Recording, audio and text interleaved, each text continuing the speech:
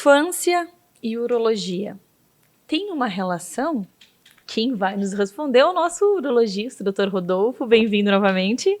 Boa tarde novamente, Mariana. Sempre bom estar aqui com vocês aí, discutindo mais um tema um pouquinho não tão comum assim, né? Acho que vai ser bem interessante esse bate-papo. Agora eu fiquei curiosa. Tem relação aí a urologia com a infância? Você tem pacientes kids? Conta tudo para nós. Não, vamos lá. Então, né?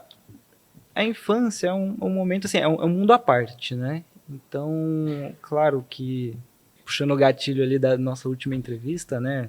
Que a gente tem a gestante, né? Quando essa criança nasce. Quando que seria importante essa criança passar com um urologista, né?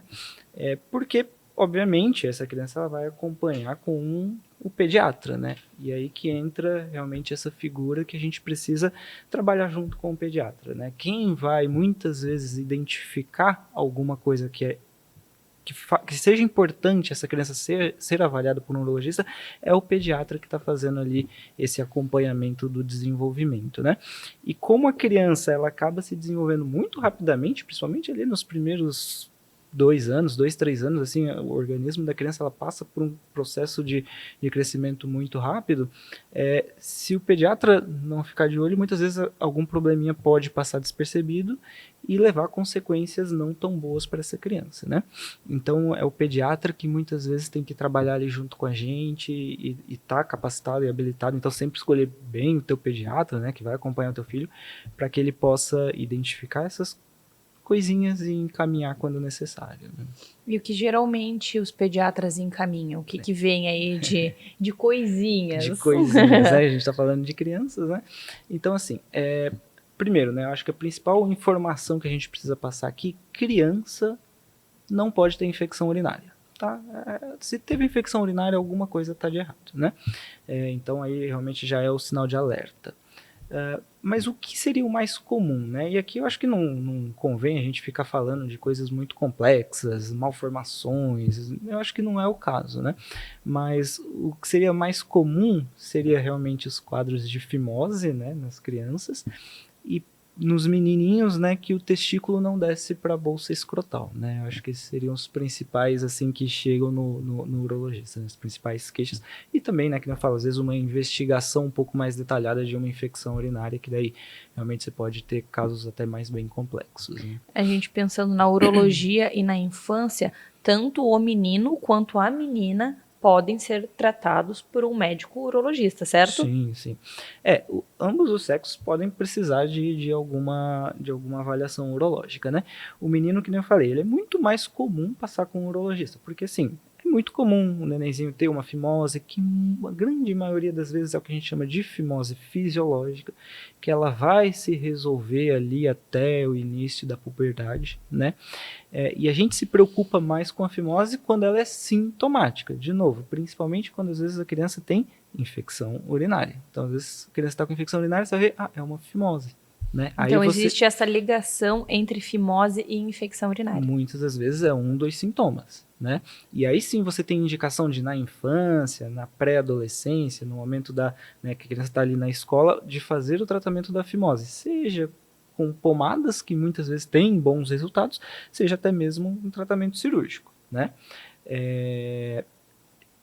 Quando a criança ela não tem sintoma, a gente espera, porque ali até os 16 anos, menos de 5% dessas crianças vão manter com esse quadro de fimose. E fimose, né, que a gente está falando, né, é um anel que impede a exposição ali da glande, né, da cabeça do pênis, né?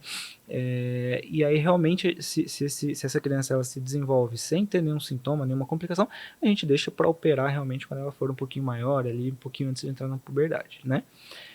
Outro caso que seria muito comum no consultório, também, ainda falando dos meninos, o testículo que não desce, esse é um casinho um pouquinho mais urgente, digamos assim, que a gente não pode esperar mais do que 18 meses, ou seja, 1 ano e meio para tratar essa criança. Nesse período, a gente pode tentar fazer algum tipo de tratamento hormonal, tá?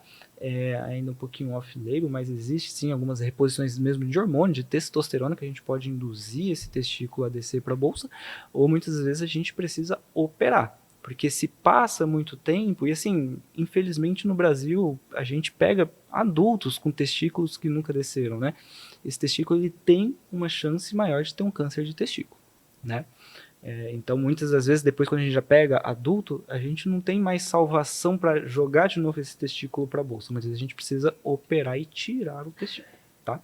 Então, por isso que é muito importante, de novo, muitas vezes quem vai identificar isso é o pediatra, né? Muitas vezes, principalmente quando a gente pega ali pais de primeira viagem, muitas vezes não tem esse, né? Então, realmente, quem vai identificar isso, muitas vezes é o pediatra, e ele tem que ter esse feeling de fazer o encaminhamento. Voltando na tua pergunta, quando a gente... Meninas no consultório de urologia é um pouquinho mais difícil, né? Geralmente, quando elas vêm, são para avaliar realmente sim, um quadro de infecção urinária, e que daí às vezes a gente precisa realmente lançar mão de alguns exames complementares para ver realmente se não tem, de novo, voltando, alguma má formação no rim, alguma má formação na bexiga, né? Alguma coisa que esteja realmente justificando esses quadros de infecção. Quando a gente pensa na infecção urinária, esse rastrear a causa inclui exame de sangue, exame de imagem. Como é que funciona para depois chegar aí no tratamento?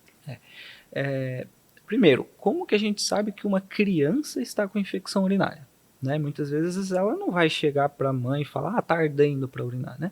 Às vezes ela vai ter um quadro febril, muitas vezes assim, o único sintoma, febre. Aí você tem que realmente fazer um rastreio com exames de urina, às vezes um raio-x de tórax para diferenciar, às vezes é uma pneumonia, às vezes é uma infecção urinária, né? Então assim, sempre com o exame de urina, para identificar primeiro essa infecção urinária, né?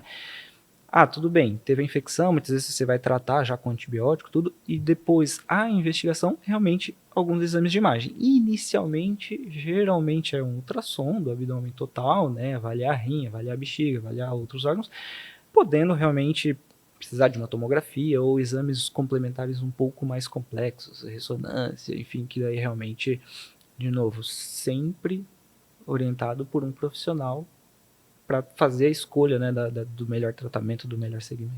E o que nós temos de tratamento para infecção urinária? Porque a gente sabe que existe aquela questão da infecção urinária de repetição. Uhum. E é algo que a gente não quer. Aí, assim, de novo, criança com infecção urinária, a gente precisa identificar a causa. E daí, uma coisa é você tomar um antibiótico, né, para tratar essa infecção urinária, mas, ela tem uma má formação no rim. Às vezes você tem que operar esse rim.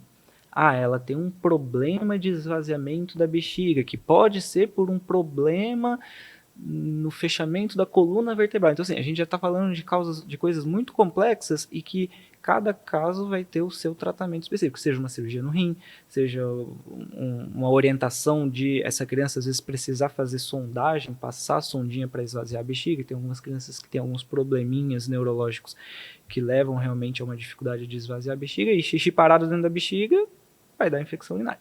Quando a gente fala em infecção urinária de repetição, qual que é a definição? Quando o paciente tem 3 infecções no ano ou 2 num semestre. Isso que é infecção urinária de repetição. Isso é mais comum realmente em mulheres, que a gente já tinha discutido na última entrevista, né?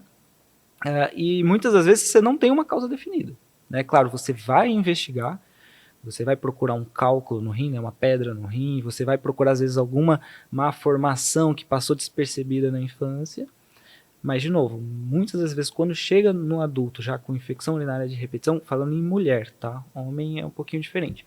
Falando em mulher, a infecção urinária de repetição muitas vezes a gente não tem uma causa, né? Aí você vai tratar um hipoestrogenismo por conta da menopausa, você vai às vezes usar esquemas de antibiótico prolongados, que a gente chama de antibiótico profilático, por às vezes semanas ou meses, para tentar realmente controlar esses quadros. Muito obrigada por todas as informações e até a próxima. Obrigado você novamente e vamos marcar mais reuniõezinhas aí para a gente bater papo.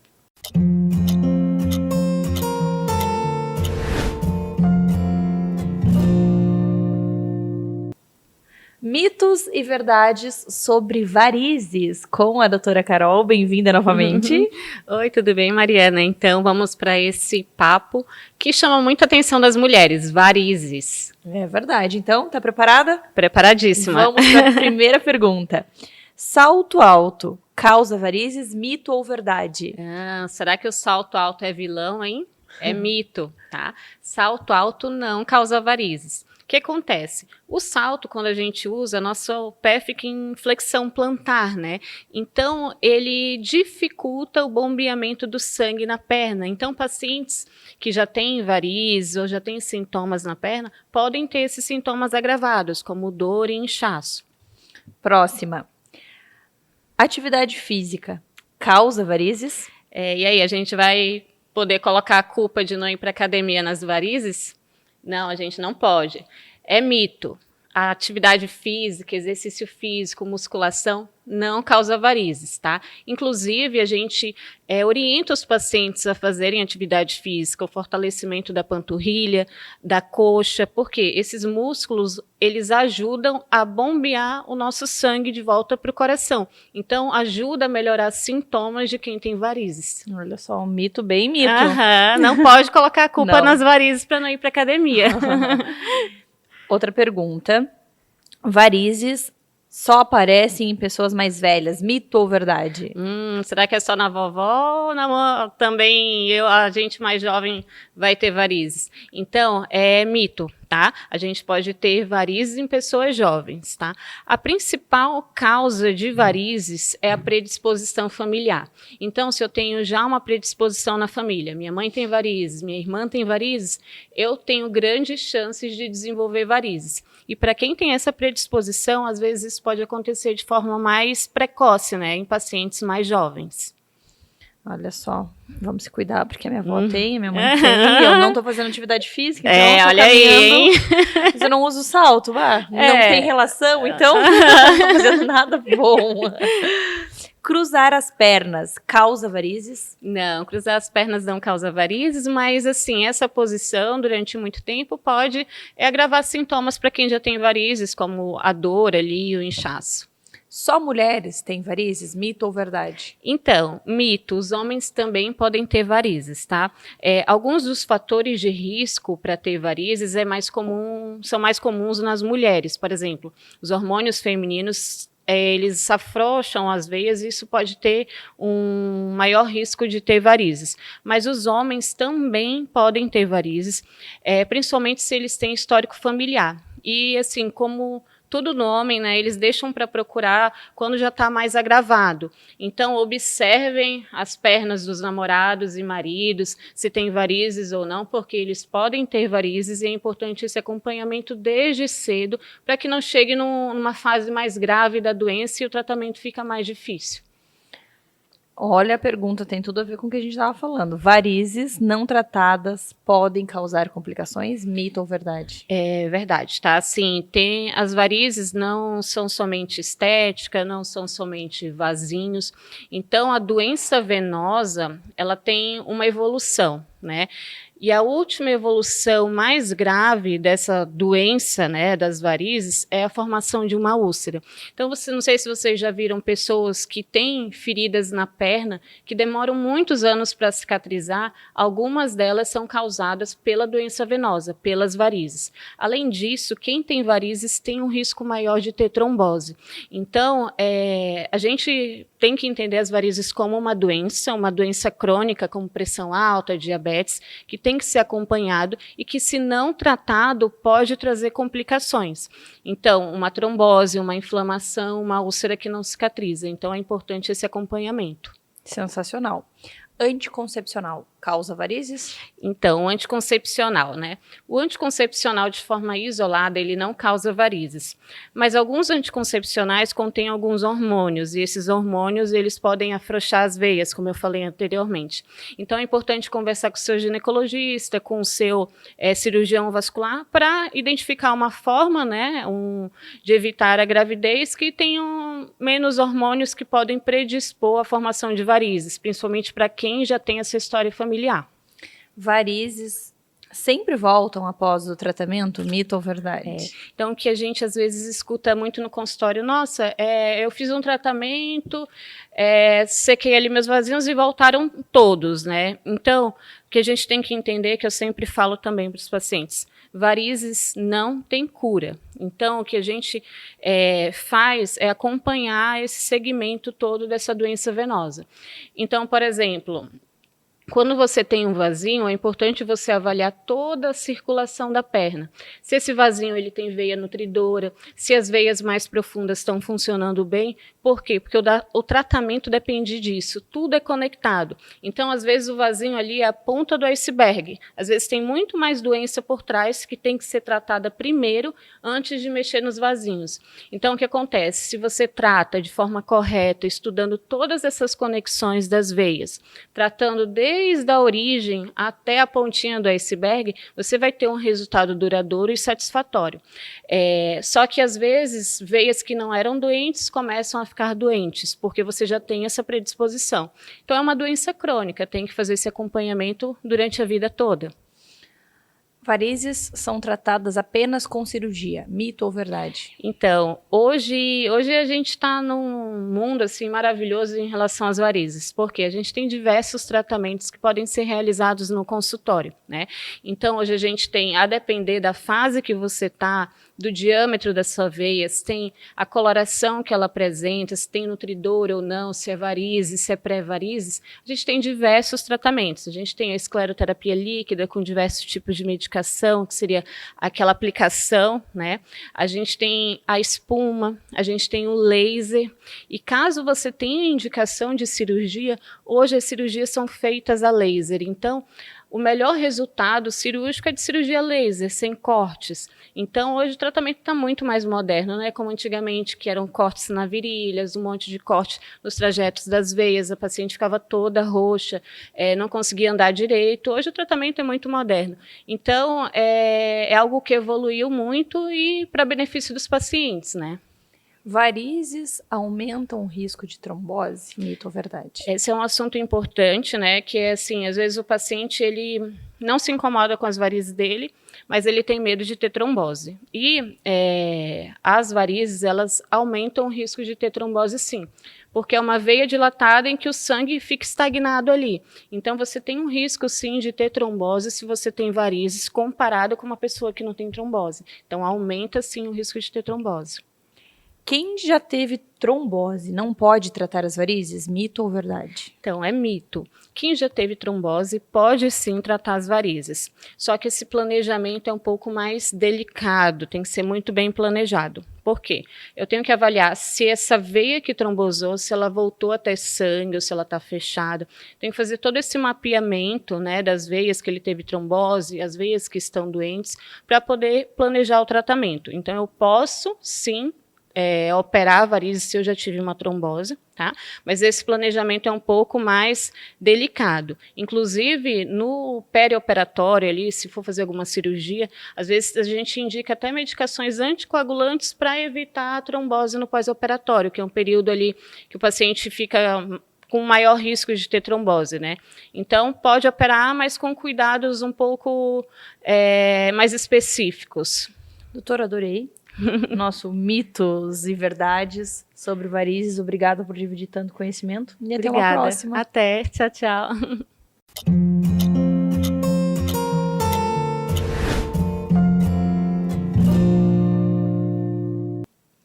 A alimentação saudável é o nosso assunto para hoje com a nossa pediatra, doutora Andressa. Bem-vinda novamente. Muito obrigada pelo convite. O que a gente precisa entender sobre alimentação saudável? O que é alimentação saudável para a gente oferecer para as nossas crianças? Eu trouxe esse tema hoje porque a gente teve, ano passado, um novo guia da Organização Mundial da Saúde que teve algumas coisas controversas para nós pediatras. Então, por isso que eu vim com esse tema para a gente conversar. A alimentação saudável, ela prioriza os alimentos naturais e minimamente processados. E aí a gente precisa fazer toda a fase da criança até a vida adulta, né? Então, os primeiros 6 meses, o mais recomendado é o aleitamento materno exclusivo. Se não for possível, a gente introduz as fórmulas infantis de primeiro semestre. Quando a gente chega nos 6 meses, a gente começa a introdução alimentar.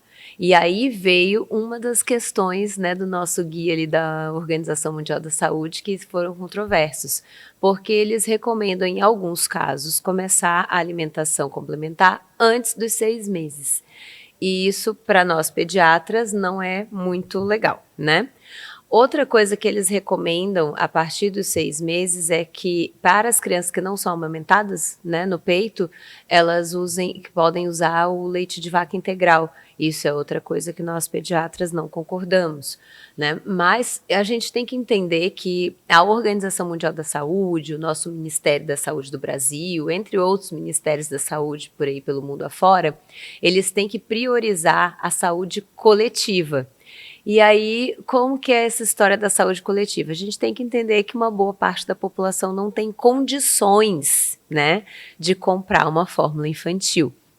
Então, eles meio que dão opções mais possíveis para tentar pegar o amplo público, né? E aí a gente tem que falar a diferença entre a fórmula infantil e o leite de vaca integral e por que que nós não queremos que dê para as crianças, pelo menos não até os 2 anos de idade, né, o leite de vaca. Porque o leite de vaca integral ele tem uma quantidade maior de sódio, ele tem uma quantidade maior de proteína e ele não tem muitas vitaminas que as fórmulas infantis já vêm enriquecidas com essas vitaminas. E o leite de vaca não vai ter. Qual que é o problema do leite de vaca ter muita proteína e muito sódio? Isso teoricamente não seria bom para a criança engordar e tal? Não, o problema é que esse excesso tanto de proteína quanto de sódio pode fazer alterações renais num rim que está em desenvolvimento. E isso no futuro, lá quando for adulto, deixar a criança hipertensa, obesa, causar diabetes. Então a gente tem toda uma gama de coisas que podem acontecer por conta de uma oferta inadequada nos primeiros 2 anos de vida, né? Uma coisa que a gente sempre fala também a partir dos 6 meses é que a gente precisa oferecer alimentos os mais naturais possíveis. Eu sei que a indústria ela andou melhorando bastante a alimentação de crianças, né, para crianças, que a gente tem algumas opções relativamente saudáveis no mercado, mas a gente tem que lembrar que qualquer coisa que dure mais tempo do que o habitual que você fez na sua casa, ela é adicionada de coisas para durar mais. Então, nós temos aditivos, nós temos conservantes, nós temos mais sal, nós temos mais açúcar. Não é à toa que é mais saboroso, né? E que dura mais tempo. Então, se a gente puder manter a coisa o mais natural possível, é melhor, né? A partir de 1 ano, a criança vai poder comer basicamente igual a família dela, né? Exceto o açúcar, né? E aí vem um outro cuidado, né? Porque aí quando a criança consegue comer de tudo, né? Assim, pode comer tudo que a família come. Aí, se a família não tiver hábitos saudáveis, a criança vai acabar comendo alimentos ultraprocessados que a família come, né? Porque a família está comendo e acaba oferecendo para ela. E isso é um mau hábito que vai ficar perpétuo para a vida inteira. E qual é a recomendação relacionada ao sal? Que existia até 1 aninho não colocar sal na comida. Segue? Como que ficou essa questão? Apesar de no guia eles dizerem para colocar minimamente quantidade de sal, eles liberam, né, a colocação de um salzinho. Mas a gente continua dizendo que até 1 ano não colocar sal. E depois de 1 ano, aí vem uma história. A gente tem uma pesquisa que mostra que nós brasileiros, a gente consome de 3 a 5 vezes o que deveria consumir de sal no dia. Então, já que a criança vai poder comer a comida da família, a família tem que comer menos sal, né? Então, a gente precisa diminuir a quantidade de sal na nossa comida, para que seja uma comida saudável para toda a família, inclusive para a criança. Pensando nessa família, nessa introdução alimentar, nesse pratinho saudável, quais os grupos alimentares que precisam estar presentes, né? O que é... Vamos montar um pratinho de almoço. O que a gente tem que ofertar? Quais os grupos, né, alimentares precisam estar presentes diariamente? Eu falo, isso é uma coisa que eu oriento em consultório, que o prato tem que ser colorido. E a criança tem que aprender que o prato tem que ter cor desde sempre. Porque quando eles chegam ali perto dos 2 anos, eles passam a ter um período de seletividade alimentar. Eles começam a querer escolher o que vai comer, e aí o prato deixa de ser colorido se a gente permitir a escolha, né? Então a gente precisa meio que estipular que o prato tem que ter no mínimo 4 a 5 cores. E que a criança tem que contar contigo, né? Então você já ensina a criança a contar, você já ensina as cores para a criança e você já ensina que o prato tem que ser colorido. Porque o que tem que ter nesse prato, né? Não só da criança, de todo mundo. Tem que ter a proteína e aí carne, frango, peixe, ovo. Se for vegetariana, a proteína vegetariana, seja soja, seja lá o que for comer, né? No lugar da proteína. Você tem que ter um carboidrato. E aí, o carboidrato mais saudável possível, né? Então, você pode ter o arroz, você pode ter o macarrão, né? De preferência, o macarrão que seja um macarrão normal, não o instantâneo, né? Porque o instantâneo é pré-frito, então tem um processo, né, ali que a gente não quer, né? Então, você tem que ter as leguminosas, aí vai entrar o feijão, a lentilha, né? Essas coisas. E você tem as verduras, né? E os legumes. E aí você escolhe os que você vai pôr no seu prato no dia, né? Você tem um grupo enorme de legumes e verduras para escolher, né? Então, assim, geralmente os legumes vão até mais fácil para as crianças, né? Elas comem com mais vontade. As verduras já é um pouco mais complicado. Mas a gente põe só um pouquinho ali para ter a cor no prato, né? E fazer a criança experimentar, porque experimentando, uma hora aquilo vira hábito e a criança passa a comer, né? E não é difícil. Não. E não aí é. entra novamente o exemplo, né? É algo bem... No Instagram do Minuto Mamãe e Bebê, as pessoas ficam bem chocadas com a alimentação da minha filha, mas foi isso. Foi mostrando e nunca desistindo. Porque a gente cria uma expectativa muito grande na introdução alimentar. Sim. E ele não gosta de nada, não vai comer, não adianta. E aí faz só o arrozinho com feijão, daí tem criança aí que não gosta de nenhuma proteína, que não consegue mastigar e não come nenhum legume. Então, assim, quando eu descobri que tinha que ter cor e que tinha que ter os grupos alimentares, eu passei todos os dias a oferecer todos. E a minha filha nunca passou por seletividade alimentar, claro. São crianças e crianças, óbvio, não existe, né? Vai ter semana que não vai querer comer uma determinada coisa, mas ok, Exatamente. né? Uma semana não come, na outra come de novo, Com né? certeza, mas nunca deixar de oferecer e de mostrar. Isso. É engraçado que ela come fazendo um movimento assim, de felicidade. E é o mesmo que eu sempre mostrei pra ela desde bebezinha na cadeirinha com 6 meses. E até hoje ela come assim. Então, como realmente dá certo se a gente não desiste. Inclusive, para aqueles pais que a criança já é maior e a criança já é seletiva, a gente tem que fazer o processo contrário. Então, a gente precisa começar a explicar para a criança que o prato tem que ter cor, o alimento tem que estar ali dentro, mesmo que ela não vá comer, o alimento tem que ir no prato, porque a criança precisa saber que aquilo tem que estar ali. E aí, à medida que ela aceita o alimento no prato, você começa a estimular a criança a experimentar, para aí ela sentir o sabor e ela ver o que ela gosta e o que ela não gosta, né? E insistir muitas vezes para que isso aconteça, né? E um outro ponto, assim, que eu acho fundamental a gente falar, né, assim, a respeito da alimentação em si, é que a alimentação ela é um processo cíclico. Então, quando chega nessa fase entre os 2 e 4 anos, é bem isso. Uma semana a criança come maravilhosamente bem. Tudo que você colocar no prato, ela vai comer. Na outra semana, ela já diz que não gosta, que não quer isso, que não quer aquilo outro. E aí, é aquela história do você fazer a água mole em pedra dura, sabe? Você oferece de novo. Naquele dia não quis comer, você não força. Mas, né, naquela mesma semana você faz de novo, oferece mais uma vez. E assim a gente vai nesse processo, né? E aí a gente consegue incluir uma alimentação saudável, que é algo imprescindível, assim, é algo fundamental para o desenvolvimento, para tudo. E uma chance para os pais começarem a se alimentar saudável também, né? Sim, com certeza, né? E assim, a alimentação, a refeição, ela tem que ser da família inteira. Então, a criança não come um prato diferente. Isso vale para restaurante. Eu tenho verdadeiro horror daqueles pratos kids, né? Então, assim, se vai comer, a comida é pedida para toda a família, inclusive para a criança. Olha só, adorei. Obrigada por todas as dicas e até a próxima. Obrigada. Tchau, tchau.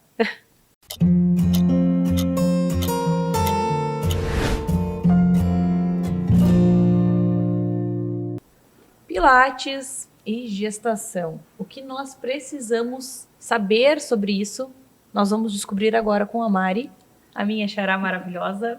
Bem-vinda novamente. Obrigada, Mari. Muito bom estar aqui contigo. Muito bom te receber, aprender tanto com você sobre saúde, aí, sobre movimento e agora falando sobre Pilates. O que a gente precisa entender? A gestante, ela pode fazer Pilates?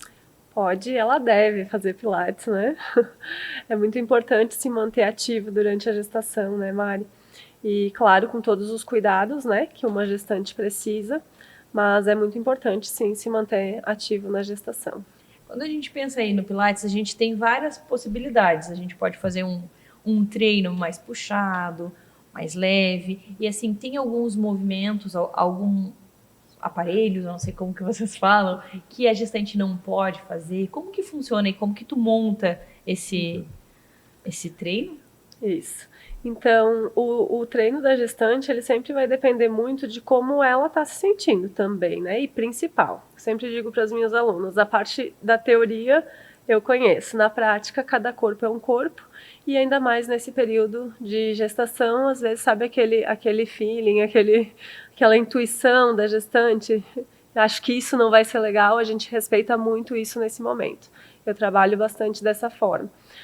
No primeiro trimestre é sempre importante já ter a recomendação do médico, né? Quando a gestante já é minha aluna, a gente segue na prática, porque esse corpo já está acostumado, né, com a prática do Pilates.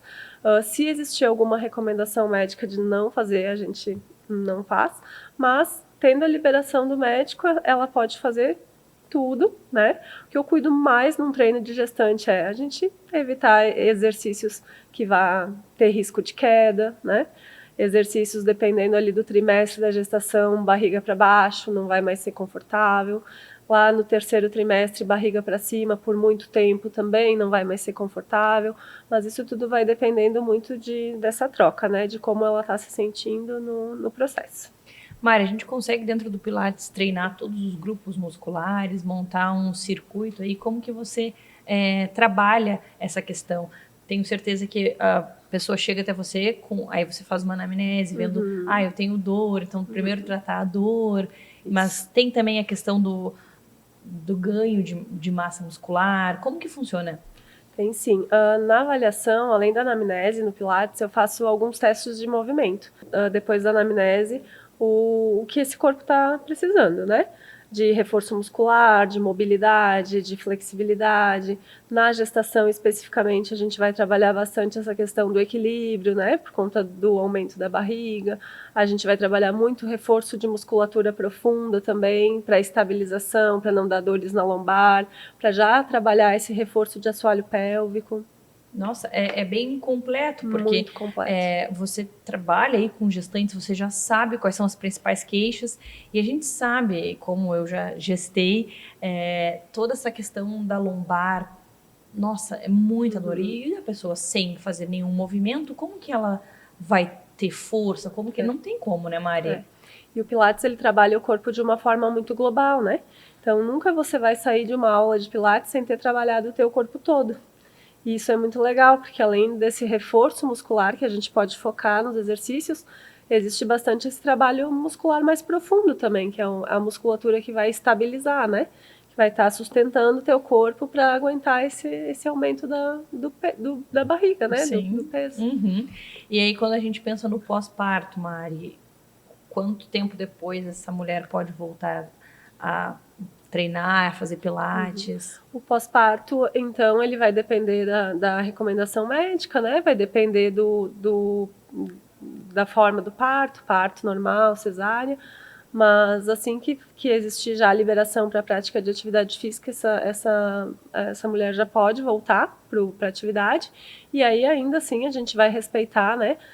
Os limites dela, vai voltar aos poucos, né, para ir recuperando esse corpo, vai passar de novo por uma avaliação para a gente ver como está esse assoalho pélvico pós-gestação, como está, se existe diástase ou não, né, e a gente vai trabalhar de acordo com o que esse corpo está precisando no momento, né. E quanto tempo dura uma aula de Pilates? Quantas vezes por semana é indicado? A aula dura 1 hora, né.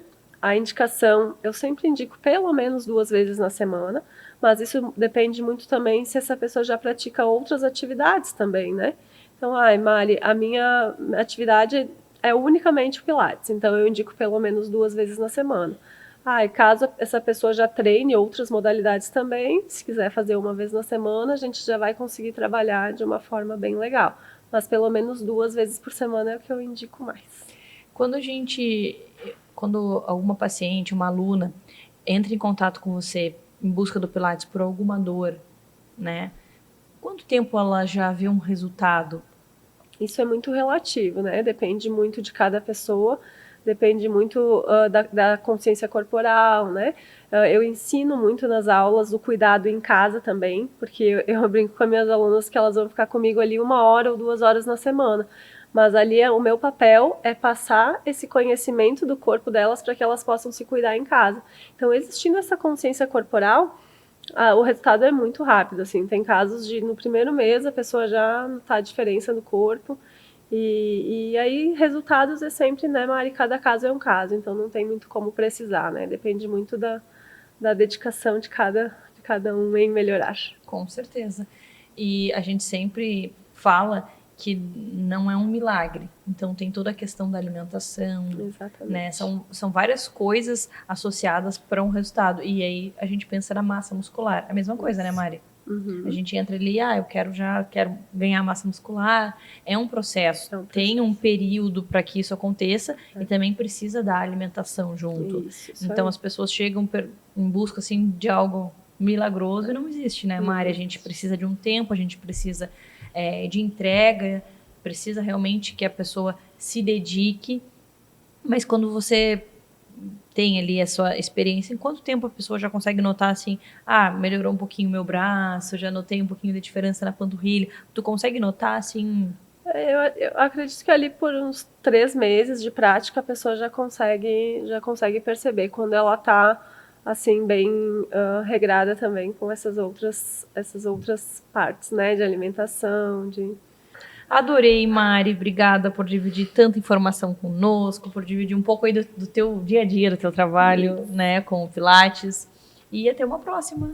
Obrigada, Mari. Obrigada pela oportunidade de estar aqui contigo. Adorei. Até a próxima.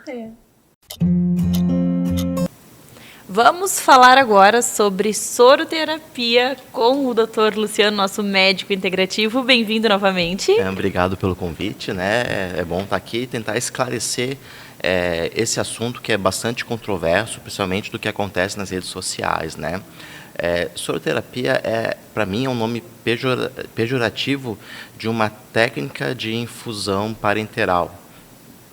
Né? Por que eu vou precisar fazer uma infusão parenteral? A gente consegue absorver nutrientes, nutracêuticos, medicamentos via oral. Alguns medicamentos, né, vou usar um medicamento para ficar mais fácil de exemplificar, quando a gente ingere, ele passa pelo fígado, tudo que a gente ingere é absorvido, passa pelo fígado, pelo sistema porta de circulação, e as medicações começam a ser ativamente degradadas, metabolizadas. Algumas drogas precisam desse metabolismo para ter o efeito, chamado de prodrogas, e outras drogas perdem o efeito quando são tomadas via oral. Por exemplo, a morfina, ela perde a potência em 6 vezes quando é tomada via oral. Hormônios são amplamente metabolizados e via oral ele acaba sendo hepatotóxico para ter algum efeito terapêutico. Por isso que fazem reposição através de injeção intramuscular, né? Então, a soroterapia ou uma infusão de ativos de forma parenteral já é usada há muito tempo na medicina. Mas essa luz, esse foco vem com as redes sociais, né? Reposição de ferro, por exemplo. Né? Gestante, né, no programa aqui do Mamãe e Bebê, quantas gestantes não precisaram tomar injeção de ferro? Né? O ferro também, a reposição de oligoelementos também é outra controvérsia da chamada medicina ortomolecular, que também não é uma especialidade médica, na verdade é uma ferramenta onde o médico, o profissional de saúde vai enxergar a pessoa do ponto de vista bioquímico. Lembra do ensino médio, do ciclo de Krebs? acetilcoenzima A e piruvato e tudo mais. Então a gente vai abordar, a medicina ortomolecular aborda esses cofatores, esses oligoelementos, né, o ferro, vitaminas do complexo B, como a B12, a pessoa usuária de inibidor de bomba de prótons, como o omeprazol, conhecido, né, para dor no estômago, que o pessoal usa, ele vai atrapalhar a absorção da vitamina B12. A pessoa que também tem doença de Crohn ou uma retocolite, que vai ter alguma lesão no ilho distal, o ilho terminal, onde acontece a absorção da vitamina B12, também vai ter deficiência da vitamina B12. Vitamina B12, dentro da geriatria, por exemplo, é uma causa reversível de demência. Então, o idoso está tendo déficit cognitivo, eu vou aferir a B12 dele vai estar baixa, eu vou repor B12, ele vai poder, se essa for a causa da demência, reverter o quadro. Olha só. Né? Anemia, né? O ferro é absorvido via oral, ele é irritante, é constipante e não é tão biodisponível. Tanto que uma dica que os médicos dão, que vem da medicina ortomolecular, é ingerir junto com suco de laranja ou suco de limão, porque a vitamina C potencializa a absorção de ferro via oral. Mas eu posso também, muito mais rapidamente, puncionar uma veia e repor o ferro. Eu posso, nesse paciente que tem uma cirurgia bariátrica, por exemplo, que ele retirou um pedaço do estômago que produz o fator intrínseco que precisa para absorver a vitamina B12, eu vou fazer de uma maneira parenteral, porque não adianta dar via oral para esse paciente, não vai absorver. Né? Então, tem outras pessoas que são veganas, por exemplo, vai ter deficiência de algum aminoácido que é pobre na dieta do veganismo, né? Ela não vai abrir mão de comer carne, então a reposição parenteral também vai ajudar ela nessa disposição. E alguns tratamentos com outros nutrientes são melhores aproveitados quando eles são feitos de maneira parenteral. E qualquer paciente pode fazer? Qualquer paciente pode fazer. É um método que é mais rápido e 100% biodisponível. Ele não tem esse metabolismo de primeira passagem hepática e não fica na luz do intestino. Aproximadamente 10% dos nutrientes que a gente come são aproveitados pelo corpo. Tanto que a gente vai comparar a vitamina via oral e a ampolinha da vitamina injetável, a concentração, a dose que tem em miligramas é 10 vezes menor, porque não precisa de tudo aquilo que tem no via oral para ser absorvido. E de quanto em quanto tempo é indicado fazer? Quando a gente pega aí um soro, a gente coloca quantos tipos de vitaminas, depende do que cada paciente necessita? Com certeza, né? Eu não vou indicar uma vitamina, um soro com vitaminas, com nutrientes, com minerais, sem antes ter feito um exame do meu paciente. Tanto ouvir as queixas dele, como uma bioquímica, um laboratório dele. Então, examinando, analisando o laboratório da bioquímica, eu vou ver o que vai beneficiar aquele paciente, eu vou ver as queixas daquele paciente, né? E a gente junto monta esse tratamento. A via de acesso parenteral complementa a via oral para otimizar o tratamento. Né? Por exemplo, um tratamento que a gente faz para depressão. Ele usa inibidor da recaptação de serotonina. Eu posso dar a matéria-prima para o corpo produzir a serotonina para potencializar o efeito desse medicamento que eu estou dando e posso diminuir a dose do medicamento que eu estou dando. Então, eu consigo otimizar e personalizar o tratamento com uma reposição de nutrientes, seja ele via oral ou seja ele endovenoso. Endovenoso eu vou ter uma resposta mais rápida e mais eficiente. Então, é interessante a gente falar que qualquer doença, qualquer sintoma pode ser tratado por um médico integrativo. E aí a gente vai a fundo, vai descobrir o que precisa para, de uma forma saudável. Dentro da medicina integrativa, a gente vai analisar os aspectos tanto biológicos quanto ambientais que está inserido esse paciente. Eu gosto muito do exemplo que a gente usa na medicina integrativa de um aquário com peixe. O peixe está doente, eu dou remédio para o peixe e ele fica bom. Ele volta a ficar doente, eu dou remédio para o peixe e o peixe fica bom. Eu vou ficar dando remédio para o peixe até quando? Eu vou perceber que a água do aquário está suja. A água do aquário suja está deixando o meu peixe doente. O que eu tenho que fazer para o peixe ficar bom? Dar remédio para o peixe ou limpar o aquário? Limpar o aquário, com certeza. É o que a gente fala, por exemplo, eu tenho uma crise de enxaqueca, eu tomo remédio e passa. Aí no outro dia eu tenho de novo. E assim vai, passa um mês. Eu tenho que achar a causa. O que está causando essa enxaqueca? Isso. Se eu vou tomar remédio, daqui a pouco dá uma gastrite. Além de procurar encontrar a causa da enxaqueca, o paciente vai ter que estar disposto de abrir mão daquilo que desencadeia a enxaqueca para ela ficar livre da enxaqueca. Nossa, essa foi forte. E aí, tá disposto a largar o que está te causando a sua dor, a sua doença? Né? Doutora, adorei. Obrigada por todas as informações, por dividir tanto conhecimento e até uma próxima.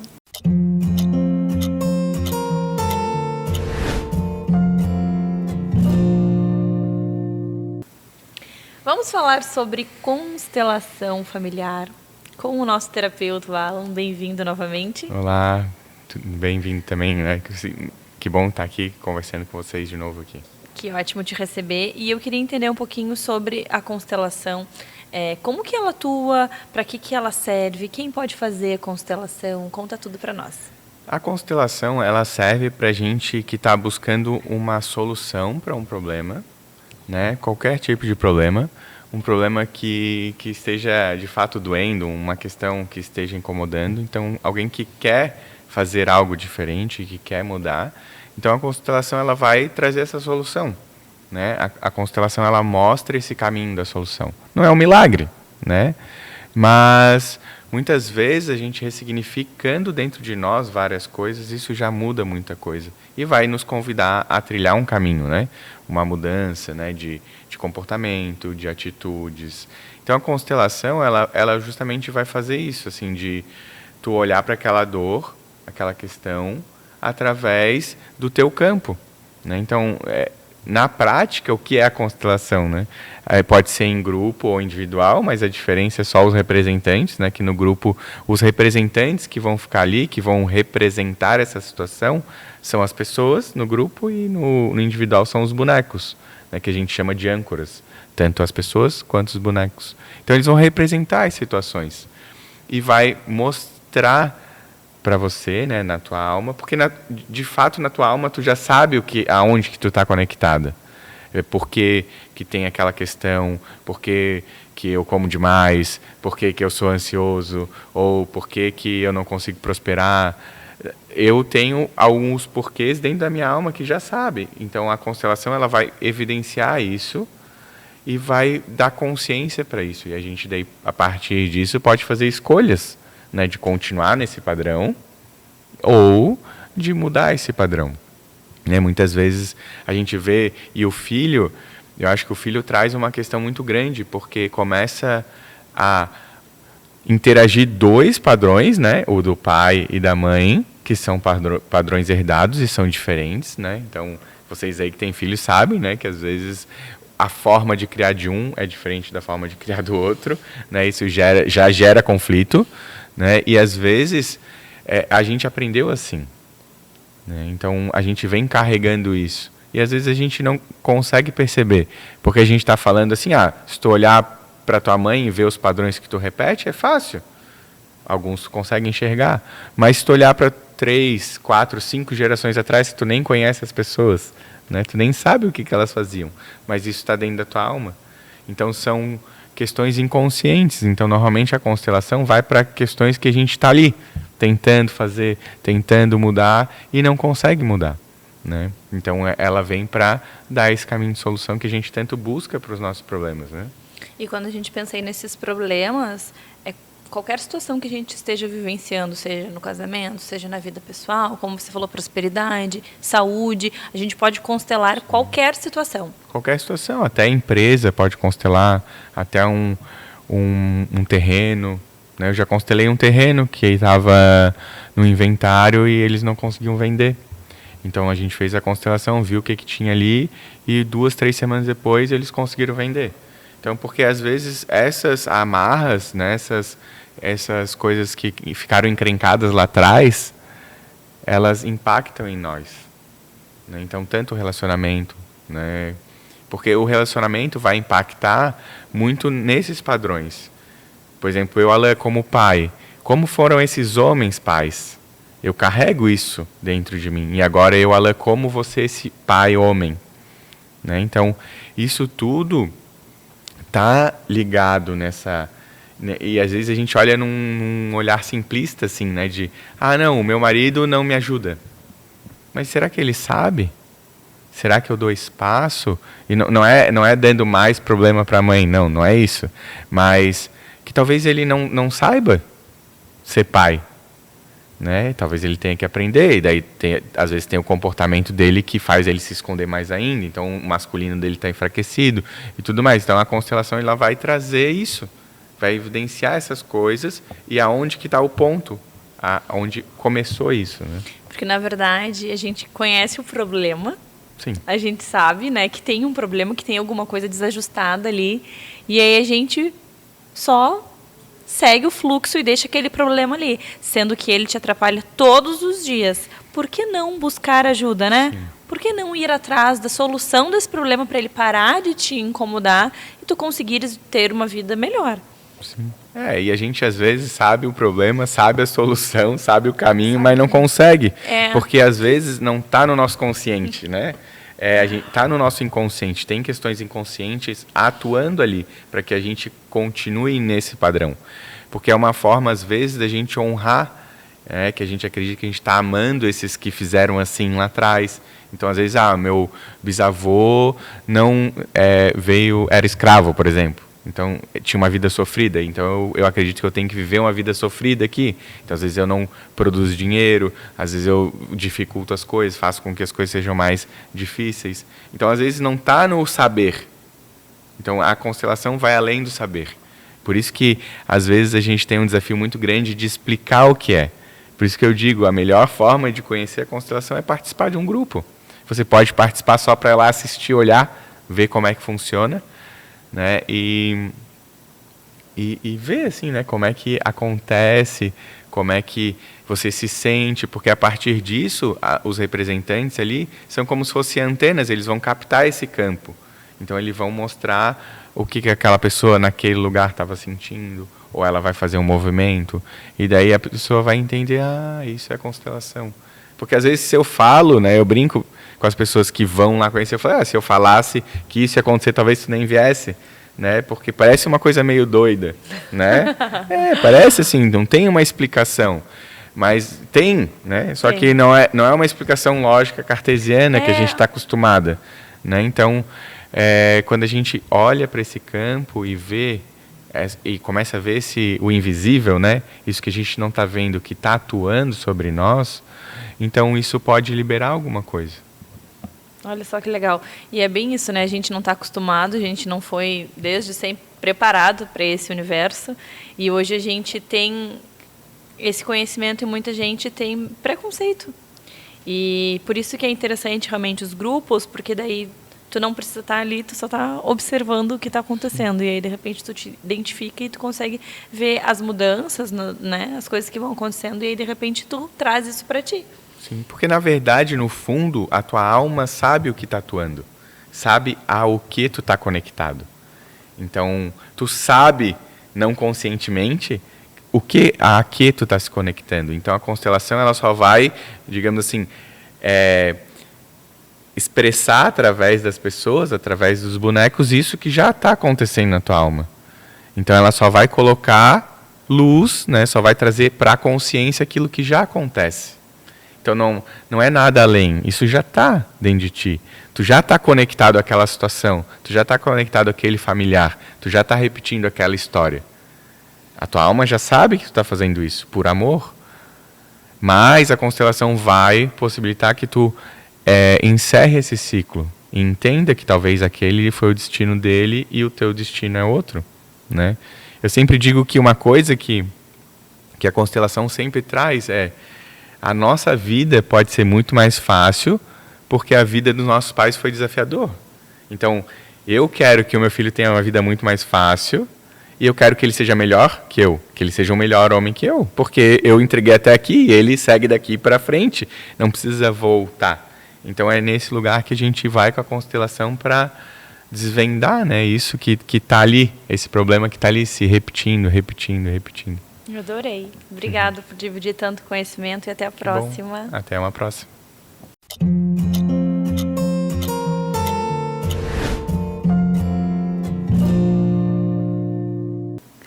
O assunto de hoje é cirurgia a laser para correção do grau. Com especialista no assunto, doutor Hernani, bem-vindo novamente. Obrigado, Mariana. Obrigado mesmo. Doutor, quando a gente pensa em correção do grau, cirurgia laser, o que nós temos aí à disposição dos pacientes? A cirurgia laser já está há muitos anos, né? Estamos aí há 25, 30 anos que ela existe, ela está consolidada. Então, é o excimer laser, que ele corrige hipermetropia, miopia, astigmatismo e parte da presbiopia. São basicamente duas técnicas, né? O PRK e o LASIK. Ambas se usam o mesmo laser. O que vai diferenciar é aonde o laser vai atuar. O PRK se tira o epitélio da córnea, a camadinha mais externa da córnea, se raspa, se tira e se faz o laser direto na córnea.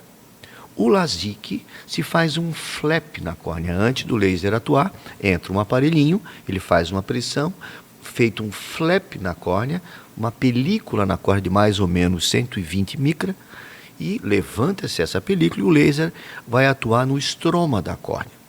O que vai levar para uma ou para outra? O grau do paciente, a estrutura da córnea, a idade do paciente. Então, uma córnea bem espessa, que tem uma espessura muito boa, permite fazer um LASIK tranquilamente. O LASIK, ele é uma técnica antiga, também muito utilizada hoje. A grande vantagem dela, a rapidez da recuperação. No outro dia o paciente já está vendo, enxergando, ele não tem o sofrimento que tem o PRK. Ele vai sofrer 4 horas de desconforto, de sensação de areia, de lacrimejamento. O PRK, ele poupa mais tecido, porque eu não faço flap. Então não tem a películazinha. Então eu só vou tirar o epitélio que vai crescer novamente. Porém, ele vai demorar 3 a 5 dias para crescer. Então, o pós-operatório do PRK, ele é mais doloroso, ele é mais chatinho, incomoda. 3 dias, 4 dias de lacrimejamento, fotofobia. O paciente vai poder voltar a trabalhar 7 dias após. Mas ela é uma cirurgia que poupa mais tecido. Então, ambas técnicas têm a sua indicação. Aí cabe ao colega médico, né, ao médico selecionar a melhor técnica para cada caso. É aquele atendimento individualizado, né? Dependendo de exames, enfim, para saber qual é a técnica melhor para a cirurgia sair, ok. Sobre tempo de cada cirurgia, elas regulam? Tempo semelhante às duas.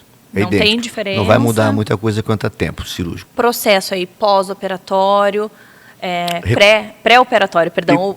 Pré-igual, pós-operatório, o LASIK mais rápido, requer um cuidado maior para não traumatizar o olho, para não deslocar o flap. O PRK, a recuperação é mais lenta, uns 7 dias, tá? O PRK. E quando a gente pensa na idade, eu já ouvi pessoas dizendo que quando a gente opera muito cedo, depois volta e não dá para operar de novo. O que é mito, o que é verdade aí? Eu quero informação de estudo científico nos mostrando. A idade para começar a cirurgia, 18 anos, tá? Algumas escolas mais conservadoras usam 21. O mais importante é tu ter domínio do doente, conhecer a história dele. Se tu tens o histórico dele, tu está acompanhando o paciente, e se em 1 ano ele não aumentou mais de que meio grau, ele é um candidato à cirurgia. tá? Acima de 18 anos. Então, assim, quanto à chance de voltar ao grau, não depende muito da idade, não, tá? Isso, pegar um paciente com 20 anos, um com 30, a chance é mais ou menos semelhante, tá? Os jovens, a gente tenta hipercorrigir um pouquinho, ou seja, corrigir um pouquinho a mais para deixar já uma gordurinha, sabe, aquele plus, porque ele tem mais tempo de vida pela frente, né, teoricamente. Mas assim, eu não vejo, na minha experiência, muita mudança, não, quanto à chance de voltar a grau pela idade. E existe casos do paciente operar 2 vezes o mesmo olho? Existe o retoque, se o paciente tem uma boa estrutura, se a córnea dele tem boa espessura, ele pode fazer 2 retoques, até 3, mas a gente sempre procura evitar, né? O percentual de retoque gira em torno de 5 a 7%. É baixo. É baixo. Doutor, quando a gente pensa em cirurgia do grau, essas são as 2 técnicas que nós temos à disposição? Existe algum outro tipo de tratamento, de cirurgia, enfim? Existe, Mariana. Isso a gente está falando em técnicas superficiais, que vai trabalhar na córnea. Mas tem córnea que não dá para fazer a cirurgia. Ou ela é muito fina, ou ela é irregular, que o laser não pode atuar nessa córnea. Então aí vai para dentro do olho. Aí são as lentes intraoculares, que crescem muito, tá? Que elas podem ser lentes fásicas, ou seja, que não se tira o cristalino, são lentes que se coloca em cima da íris ou atrás da íris, em cima do cristalino, e ele é preservado, tá? Ou as cirurgias que se troca o cristalino. Os pacientes acima de 50 anos estão tendo essa tendência. Todos nós vamos ter catarata. A catarata é algo que vai surgir entre 60 e 70 anos, é natural. Então, o que está acontecendo? Está se antecipando essa cirurgia. Então, um paciente com 50 anos, que tem um grau muito alto, tem 8 de miopia, ou tem 6 de hipermetropia, já está se evitando o laser. Já vai direto no cristalino, tira-se o cristalino e se implanta uma lente. Essa cirurgia se tornou muito segura. Com o avanço da tecnologia, a precisão no cálculo dessa lente está muito grande, ou seja, a chance de corrigir totalmente o grau, inclusive com lentes hoje, as mais atuais, são as lentes trifocais, que no mesmo olho vai dar boa visão para longe, para perto, intermediário. Então existe uma tendência a se migrar para dentro do olho, tá? E os graus, claro, mais baixos, os pacientes mais jovens, ainda vai continuar o laser.